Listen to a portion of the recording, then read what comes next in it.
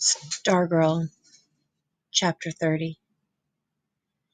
As we idled, stunned and silent in front of Dory Dilson's sign, Susan's parents came and they retrieved her from Mr. McShane's car. As in all things, they didn't appear especially surprised or emotional over what was happening. Susan seemed in a trance. She sat beside me, staring vacantly at the sign through the windshield. Her hand was no longer holding mine. I groped for words, but I couldn't find them. When her parents came, she allowed herself to be led away. As she got out of the car, the silver plate slid from her lap and rang like a dying bell against the asphalt. Her father picked it up. I thought he would take it, but instead he leaned into the back seat where I sat and with a strange smile gave it to me. I didn't see her for the rest of the weekend. By Monday, she was Stargirl again. Floor-length skirt, ribbons in her hair, just like that. She went from table to table at lunchtime, passing out happy face cookies. She even gave one to Hillary Kimball. Hillary took off her shoe and used it like a hammer to smash the cookie on the table. Stargirl strolled among us, strumming her ukulele, asking for requests. Cinnamon perched on her shoulder. He was strapped onto a tiny toy ukulele. She made her voice squeaky and kept her lips from moving, and it was as if Cinnamon were serenading with her.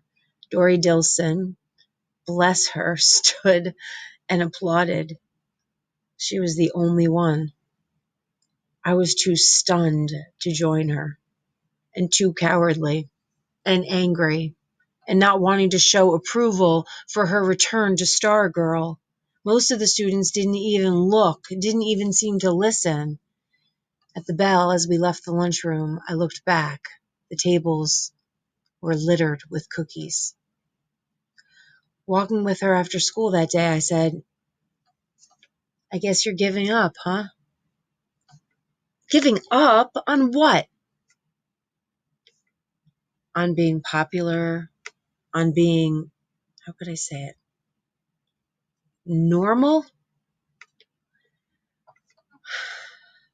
Yes. Yes. I'm answering your question. The answer is yes. I'm giving up on trying to be popular and normal. Her face and body language did not seem to match her words. She looked cheery, perky. So did Cinnamon, perched on her shoulder. "Don't you think maybe you should back off a little? Don't come on so strong." She smiled at me. She reached out and brushed the tip of my nose with her fingertip. "Because we live in a world of them, right? You told me that once." We stared at each other. She kissed me on the cheek and she walked away. She turned and said, "I know you're not going to ask me to the Ocotillo ball. It's okay." She gave me her smile of infinite kindness and understanding, the smile I had seen her aim at so many other needy souls, and at that moment, I hated her.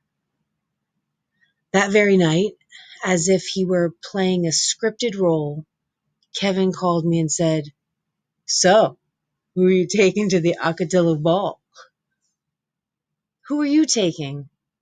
"Don't know." "I don't either." "Not Stargirl?" "Not necessarily," I said. "You trying to tell me something?" "What would I want to tell you?" "I thought you were a two. I thought there was no question." "So why are you asking?" I said. And I hung up. In bed that night, I became more and more uncomfortable as the moonlight crept up my sheet. I did something I had never done before. I pulled down the shade. In my dreams, the old man on the mall bench, raising a wobbling head, and croaked, "How dare you forgive me?" The next morning, there was a new item on the plywood roadrunner, a sheet of white paper. At the top, it said, "Sign up here to join new musical group, the Yuki Dukes. No experience necessary." There were 2 numbered columns for names, 40 in all. By the end of the day, all 40 were filled in with names such as Minnie Mouse, Darth Vader, and the Swamp Thing. Principal's name was there too, and Wayne Barr, and Dory Dilson. "Did you see? Somebody wrote in Parr's name." We were in the studio control room. It was May and our hot seats were over for the year, but on some days we still gravitated to the studio after school. "I saw." He stepped up to the black monitor, studied his reflection. "So I didn't see your name on the list." "Nope." "You don't want to be a Yuki Duke?" "Guess not." We fiddled with the equipment for a while. Kevin walked out onto the stage. He flipped a switch. His mouth moved, but I couldn't hear. I held the soft pad of the headphone against my ear. His voice seemed to come from another world. "She's turning goofy again, isn't she? Worse than ever." I stared at him through the glass. I put down the headphone and I walked out. I understood what he was doing. He had decided that it was now okay to say bad things about Stargirl. Permission to do so must have come from my behavior. Apparently, the first to read me was Stargirl herself. I can still feel the sting from her remark about the Ocotillo ball. Was I that obvious? Classrooms, hallways, courtyard, lunchroom, everywhere I went, I heard her disparaged, mocked, slurred. Her attempt to become popular, to be more like them, had been a total failure. If anything, they detested her more now. And they were more vocal about it around me. Or was I just listening better? She and Dory Dilson, the only Yuki Dukes, did a duet in the courtyard one day after school. Stargirl strummed the ukulele and they both sang Blue Hawaii.